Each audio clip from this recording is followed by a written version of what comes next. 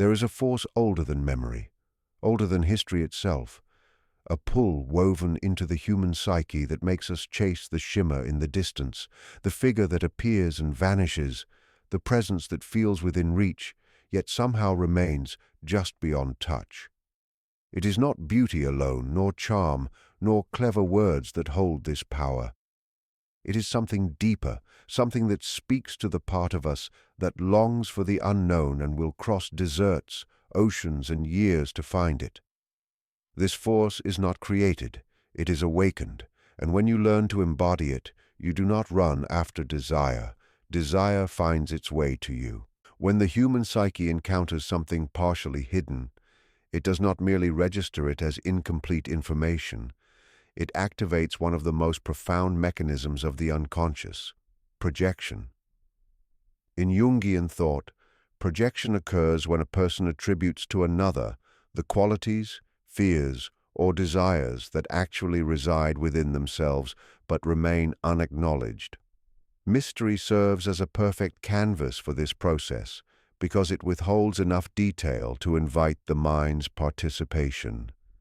When there is no full disclosure of who you are, when your motives are not laid bare, when your emotions are not all spoken aloud, the other person cannot simply know you in the conscious sense. They must imagine you.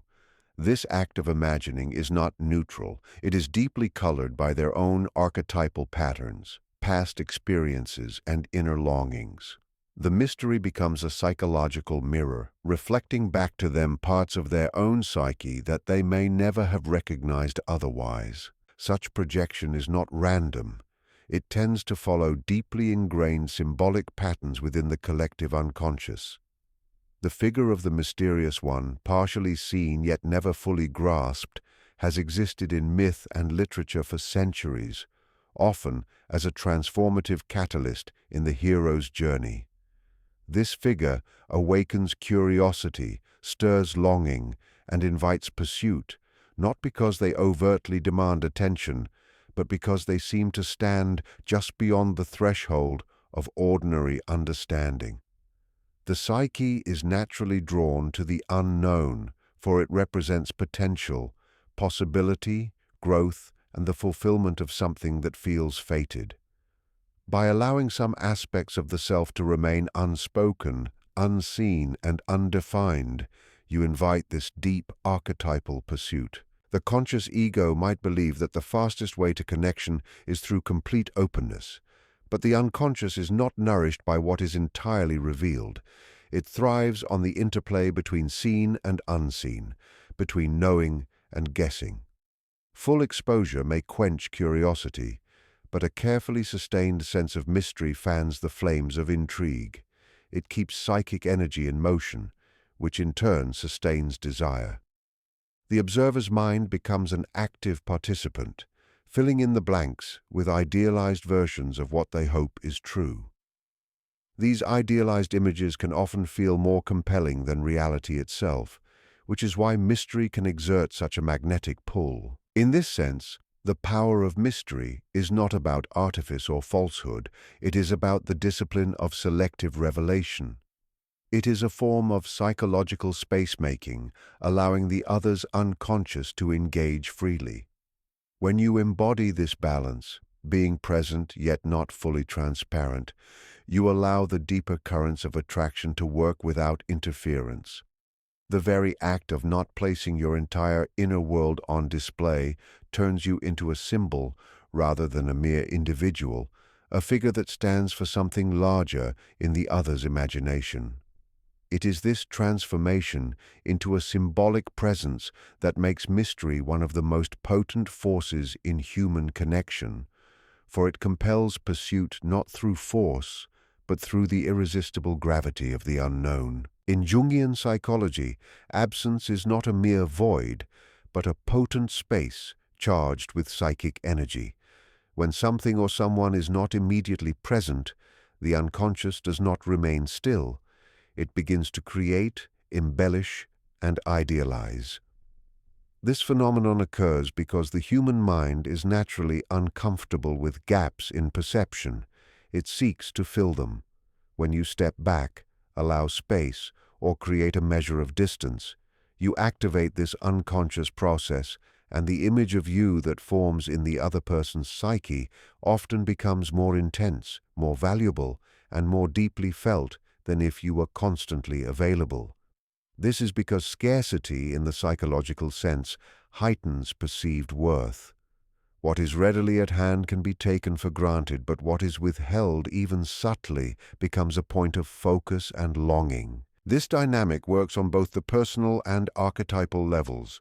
On the personal level, absence leaves room for reflection and emotional build-up. On the archetypal level, it evokes the timeless human quest for the unattainable or the temporarily lost. Myths, fairy tales, and legends are filled with moments where the hero or seeker must endure separation from what they desire, and that very separation amplifies the value of the goal. The human psyche is conditioned to chase after what appears to be beyond immediate reach, and in doing so, it invests more energy, thought, and emotional weight into the pursuit. By creating moments of absence, you are not depriving the other person of connection. You are allowing their imagination and emotional system to heighten the significance of your presence. In everyday life, constant availability can dull the edge of intrigue. When someone knows they can access you at any time, the urgency to connect weakens. But when your presence is not guaranteed, when there are moments where they must wonder, wait, or anticipate, their emotional engagement deepens. The space between interactions becomes an active field of imagination, where they replay memories, interpret small details, and wonder about your thoughts and actions. This is not merely romanticized thinking. It is the unconscious working to reconcile the gap between the desire for closeness and the reality of distance. Jung understood that such psychic tension is essential for growth and transformation. Without it, relationships can flatten into routine, and the deeper archetypal forces that sustain attraction fade. Absence keeps the psychic tension alive, and tension, when balanced correctly, is the lifeblood of desire. Too much distance, of course, can lead to detachment, but the right amount creates an emotional magnetism that draws the other person closer, even in your physical absence. The mind yearns to close the gap, and in that yearning it builds an idealized, often mythic version of you, one that can only exist because you allowed the space for it to form. In this way, absence is not a lack of connection, but a carefully maintained field where desire can grow stronger through the power of imagination and longing. The mirage, in psychological terms, is not simply a deception, but an archetype rooted in the human unconscious. It is the image of something shimmering in the distance, appearing almost within reach, yet always maintaining a subtle, elusive quality. In Jungian thought, such an image awakens a deep instinct, the compulsion to pursue what seems just out of grasp. This instinct is not purely material, it is symbolic, representing the eternal quest for wholeness, self-discovery, and meaning. Myths across cultures speak of treasures hidden in distant lands, ethereal beings that vanish when approached too quickly, or visions that guide travelers across deserts and oceans. These stories endure because they reflect an inner truth. The psyche is moved by the challenge of pursuing something that both reveals and withholds itself. When a person embodies the archetype of the mirage, they become a living symbol of this pursuit. Their presence offers glimpses of depth, beauty, and possibility, but never in a way that is fully surrendered. There is always a sense that more lies beneath the surface, that a hidden dimension remains undiscovered. This elusiveness is not about playing games or manipulating emotions. It is about maintaining an inner sovereignty that resists being fully possessed or defined. In doing so, one taps into a universal pattern of attraction, the desire to uncover, to understand, to draw closer to what cannot be easily obtained. The mirage works because it engages both the conscious mind and the unconscious archetypes that thrive on pursuit and discovery. The pursuit itself becomes transformative. In seeking the mirage, the observer projects their ideals, dreams, and unmet desires onto it, believing that reaching it will bring fulfillment. Yet the mirage is never entirely caught, because it is not a static object. It is an ever-evolving image shaped by the interplay between what is revealed and what remains concealed. This perpetual unfolding keeps the pursuit alive, for the goal is not actually to fully obtain the mirage, but to be in the process of moving toward it. Jung would see this as a reflection of individuation, the lifelong journey toward integrating the self. The mirage draws the seeker forward, not because it promises completion, but because it symbolizes the path itself. In personal connection, this means revealing enough to inspire fascination, yet holding back enough to preserve the mystery that fuels engagement. The mirage invites closeness without collapsing the distance that gives it its power. It offers the warmth of presence, but keeps the full depths guarded, allowing the imagination of the other person to work alongside their desire. In this way, the mirage archetype becomes more than an interactional technique. It becomes an embodiment of a timeless psychological truth, that what is most desired is often what is partially hidden, and the journey to approach it is as compelling as the vision itself. In the realm of human psychology, the way something is revealed often matters more than the content of the revelation itself. The unconscious responds more vividly to hints, symbols, and ambiguity than to complete, literal explanations. Controlled revelation operates on this principle, offering enough to awaken curiosity while leaving enough unsaid to keep the mind engaged in interpretation. When you choose to share selectively, whether through a carefully chosen phrase, a subtle gesture, or an incomplete narrative, you invite the observer's psyche to become an active participant. Rather than passively receiving information, they are compelled to fill in the missing pieces with their own imagination, experiences, and archetypal expectations. This process creates a deeper personal investment because the other person is not simply observing you, they are co-creating the image of you in their own mind. From a Jungian perspective, the use of symbols and suggestion taps into the collective unconscious, where images carry meanings that transcend the individual. A passing remark that carries emotional weight, an expression that lingers for a moment too long, or the deliberate withholding of an explanation can all act as triggers for the archetypal imagination. Such cues bypass the rational mind and speak directly to deeper layers of perception, where attraction and fascination are often born. The less literal and more symbolic these revelations are, the more power they have to be interpreted in multiple ways, keeping the mystery alive. This principle can be seen in myths and stories, where the most captivating figures are those who speak in riddles or appear in fleeting visions, leaving the seeker to puzzle over their meaning. It is the absence of full clarity that makes these figures unforgettable. If everything were stated plainly, the mind would lose interest quickly, for it thrives on tension between the known and the unknown. By controlling the pace and nature of revelation, you keep this tension active, ensuring that curiosity does not fade but instead deepens over time. Controlled revelation also guards against overexposure, which can dilute the magnetism of presence. When every detail of your thoughts, feelings, and history is placed openly on the table, there is little left for the imagination to work with.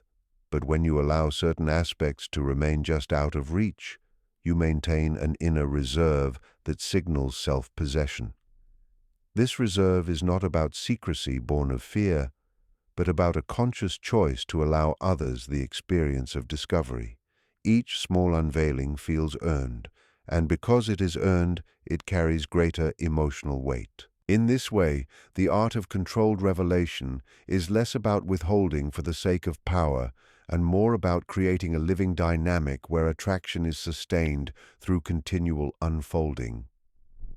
The process becomes a dance between openness and mystery, where each step forward invites yet another step into the unknown, ensuring that the connection remains charged with the energy of discovery. Self-possession is the quiet force at the center of true magnetism, a state in which one's sense of worth, identity, and emotional equilibrium does not depend on the constant affirmation or approval of others. In Jungian terms, it reflects a psyche that is in conscious relationship with its inner world and is not ruled by the compulsions of the shadow or the demands of the external environment. Such a person carries an invisible center of gravity, an energy that draws others in precisely because it is self-sustaining. When the unconscious senses this solidity, it registers it as strength, as something archetypal, an image of wholeness and sovereignty that transcends the fluctuations of circumstance. This presence becomes magnetic because it does not reach outward in desperation. It holds its energy inward, allowing others to feel the pull toward it without overtly seeking their attention. The essence of the Mirage technique rests on this foundation, for mystery without self-possession can easily collapse into insecurity or performance. It is not enough to simply hide certain aspects of oneself. What is hidden must be guarded by a genuine sense of inner ownership.